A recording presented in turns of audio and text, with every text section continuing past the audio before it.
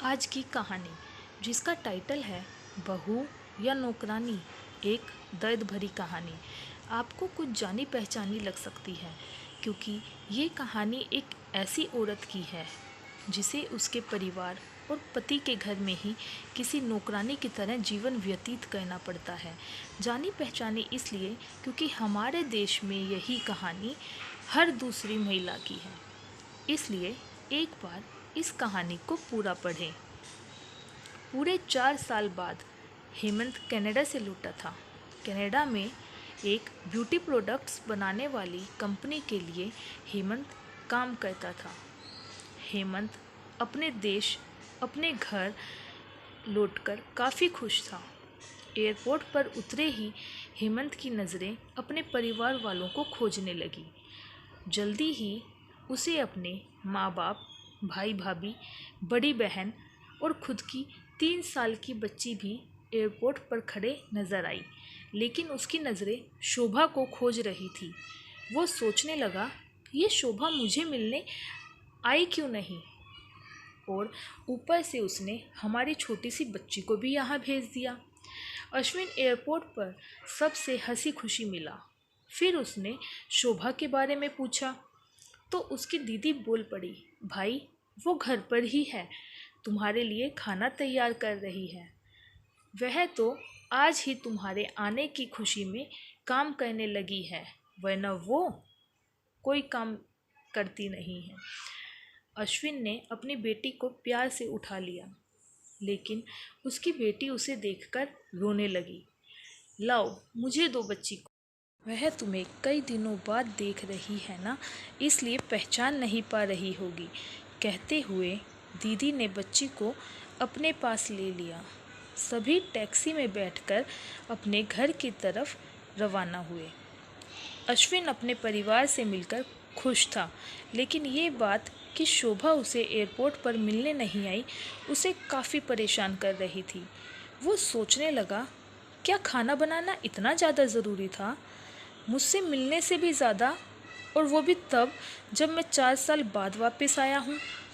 इन्हीं ख्यालों में घर तक का आधा रास्ता बीत गया। अब उसकी बच्ची उसे देखकर रो नहीं रही थी, इसलिए अश्विन उसके साथ खेलने लगा। बाकी का आधा रास्ता भी ख़त्म हुआ और सब घर पहुंच गए। गाड़ी की आवाज़ सुन शोभा बालकनी में आकर खड़ी हो गई और अश्विन की तरफ देखने लगी। अश्विन भी जैसे ही गाड़ी से उतरा, उसने पहले दरवाजे की तरफ और बाद में बालकनी की तरफ नज़रें घुमाई, जैसे वह सुबह को ही देखना चाहता हो। अश्विन से नज़रें मिलते ही शोभा के चेहरे पर मुस्कान झलक पड़ी। अश्विन भी उसे देखकर हल्के से मुस्कुरा दिया। सभी घर के अंदर गए। शोभा सबके लिए पानी लेकर आई और सभी को पानी देने के बाद फिर से किचन में चली गई चाय बनाने के लिए। थोड़ी देर तक सभी परिवार वालों से बातें करने के बाद अश्विन शोभा को बुलाने लगा। माँ ने उसे बीच में टोकते हुए कहा, रहने दो उसे किचन में, थोड़ा काम कर लेने दो, बाद में अपने आप आ जाएगी। तुम बैठो यहाँ मेरे पास, वैसे भी कहाँ ज़्यादा काम करती है वो। अश्विन यही बात दूसरी बार शोभा मना कर दिया और कहा कि यहीं पर कुछ काम कर लो। अश्विन ने अब घर से ही ब्यूटी प्रोडक्ट्स ऑनलाइन बेचना शुरू कर दिए। उसका परिवार भी बढ़ गया। अब उसे 2 बेटियां और 1 बेटा था। दोनों बेटियां स्कूल जाने लगी थी, लेकिन बेटा अभी भी छोटा था। जितना अश्विन कमाता था उतना सबके लिए काफ़ी ना था। काफ़ी सोच विचार करने के बाद अश्विन ने यह फैसला किया कि वह अब शोभा के साथ शहर में जाकर रहेगा, जहाँ पर शोभा भी काम कर पाएगी और वह घर से ही अपने ब्यूटी प्रोडक्ट्स बेचना शुरू रखेगा। इस तरह से वे अपने पैसों की तंगी को पूरा करेंगे। परिवार वालों ने भी अश्विन को इजाज़त दे दी। अश्विन चाहता था कि माँ भी उसके साथ रहे, लेकिन माँ को शहर में आना मंजूर ना था। माँ बड़े भाई के साथ रहने लगी। शहर में अब शोभा नौकरी करती और अश्विन घर से ही ऑनलाइन अपने प्रोडक्ट बेचता। कई साल ऐसे ही बीत गए। शोभा घर का काम और बाद में बाहर का काम करके पहले से भी ज़्यादा थकी थकी रहने लगी। परिवार वालों की अश्विन के दिमाग में डाली बातें अभी भी उस पर असर करती थी। वह यहाँ पर भी शोभा का हाथ ना बटाया करता। अश्विन अब दिन रात अपने प्रोडक्ट बेचने में ही मशरूफ़ रहता। कभी कभी शोभा उससे कहती कि मुझे अच्छा नहीं महसूस हो रहा है, मुझे डॉक्टर के पास ले चलो। वो हाँ कह देता, लेकिन अपने काम में इतना खो जाता कि कभी उसको डॉक्टर के पास ले ही नहीं जाता। शोभा तो बीमार थी, लेकिन एक बार अश्विन बहुत ज़्यादा बीमार हो गया। इतना बीमार हो गया कि उसे अस्पताल में भर्ती करवाना पड़ा। अस्पताल में अश्विन के पास सिर्फ शोभा थी और कोई नहीं।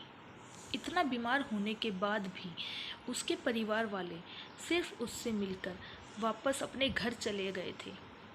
उसका सहारा बनने के लिए, उसकी तकलीफ़ बांटने के लिए कोई भी उसके साथ नहीं था। बिस्तर पर पड़े और शारीरिक तकलीफ़ से गुज़र रहे अश्विन को अपनों का ऐसा व्यवहार बहुत तकलीफ़ दे रहा था।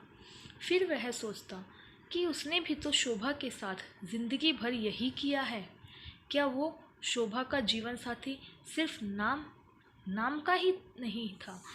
जब साथ देने की बारी आती थी तो उसने दूसरों के बहकावे में आकर उससे किनारा कर लिया था।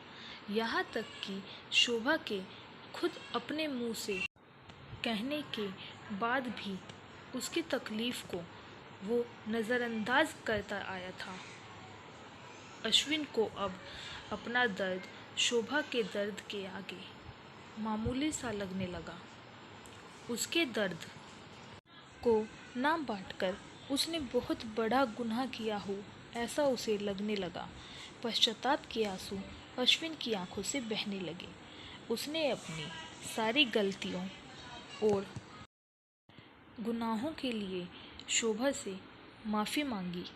दोस्तों, जीवन साथी का मतलब होता है जीवन के हर उतार चढ़ाव में, जीवन के हर मोड़ में जो साथ दे। साथ होने और साथ देने में उतना ही फ़र्क होता है जितना सिर्फ वादा करने में और सचमुच वादा निभाने में होता है। दोस्तों, एक पत्नी की दर्द भरी कहानी पति के दृष्टिकोण से हमने बयां की है। इस कहानी को पढ़कर किसी भी पति या पत्नी का अपने जीवन साथी के प्रति व्यवहार सुधर जाएगा तो इस कहानी को लिखने का उद्देश्य सफल हो जाएगा। पूरी कहानी पढ़ने के लिए धन्यवाद।